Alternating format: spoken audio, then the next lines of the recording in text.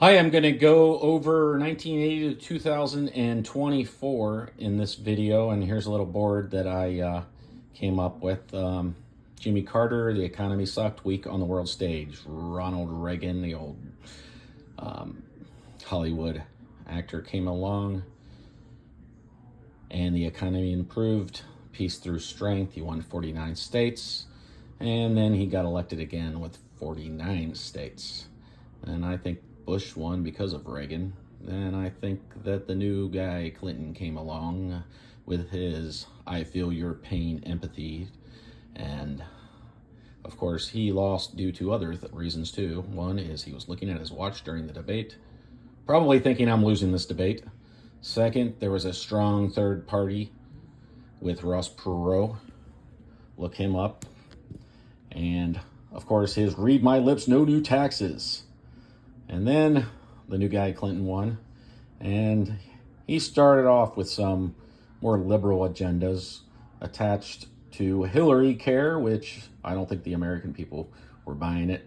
And that was something that his wife came up with, Hillary Clinton, who later threw a lamp at him in the White House after she found out about Monica Lewinsky. And that was his big stain. No pun intended.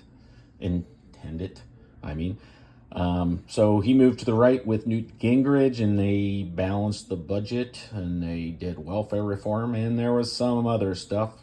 But that was enough to secure 2 terms with him. And then, of course, there was the 2000 election with George W. Bush, the son of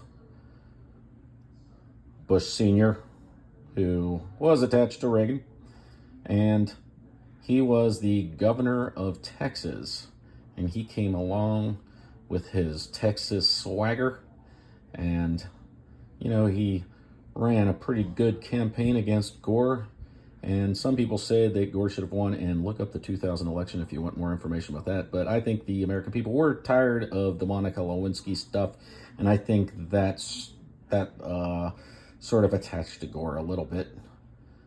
Because later on, apparently Gore was caught in an Asian spa. So you can look that up, and maybe there's some truth to that. I don't know. So then Bush, people wanted to stay behind him because there was a couple wars going on, Afghanistan, Iraq, and I think the nation got behind Bush with 9/11. So there's an emotional connection, and John Kerry was kind of a stiff. And just to be honest, I think a lot of people thought he was a dick. And then the new guy, Barack Obama, came, junior senator from Chicago, who originally, I think, was born in Hawaii.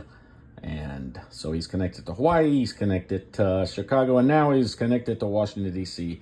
And he had a lot of charisma. Hope and change was his big theme. And some people say he does speeches better than anybody, just about anybody in the entire world. I think he made millions from just doing speeches and writing books after he got out. So that lasted 2 terms. The second term, I know he was going against John McCain, who was a celebrated veteran.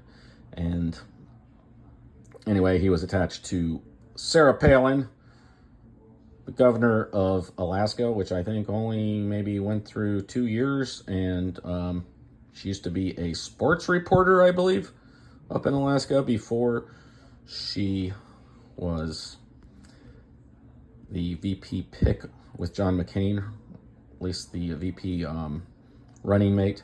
And a lot of people thought she was dumb. And I don't know if she was as dumb as people say, but they did a lot of good skits on Saturday Night Live with her. And I remember she said a lot of things like drill, baby, drill, and things like that, which now Trump says. And then there's Trump and Hillary. And of course, people didn't like Hillary. People didn't like Trump. But people who used to like Trump when he was a Democrat, in fact, Oprah Winfrey said, maybe we should run together one day. And she says that she was just joking, or maybe she was serious back then, but she's not now, and he's a Republican, and he's evil, and he's terrible, and he's the devil. I don't think she called him Hitler. She might have, at least in private conversation. And so Trump was beloved by America when he was on The Apprentice, and then he started running for president, and he said a lot of that crazy stuff. He knocked out one of the Bush brothers, governor of Florida, Jeb Bush, who he called low energy. And as soon as Trump called him low energy, he was knocked out. And then there's a lot to that. So Trump knocked out like 15 or 16 Republican candidates to get the nomination. He got the nomination with a lot of pissed off Republicans at him, who called him all kinds of names, but he was able to shit talk his way into the White House and defeat Hillary. And of course, a scandal came out with Hillary right before the election.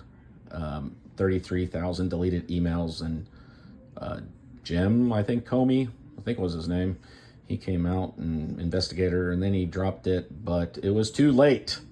It was too late, and Trump won. And then COVID came along, and there was the COVID curveball, and then there was mail-in voting, and the voting stopped in the middle of the night, and there's all kinds of rumors and conspiracies, and then Trump came out, and as you know, January 6th, and all that crazy stuff. And so anyway, Trump lost, and a lot of people think there was some shenanigans going on. I think there's always been cheating, and I know people think that we have these perfect elections, but yeah, I think there was some cheating, but how much, I don't know. Maybe there was more, but it was a close election, actually. It was like only determined by maybe 50,000 votes in a handful of states. So who the hell knows what's going on with there? No proof has, no real proof. There is a movie called 2,000 Mules that I think you have to pay for. And I think there's some stuff on there that might give some reasons of what happened. But I haven't checked it out. I don't want to pay for it yet, but maybe one day. So now it's Kamala, who was a very unpopular vice president, versus Trump. And my next video, I'm going to try to figure some of that out. But God, so many crazy things have happened. And if you watch the news at all, you know. Bye.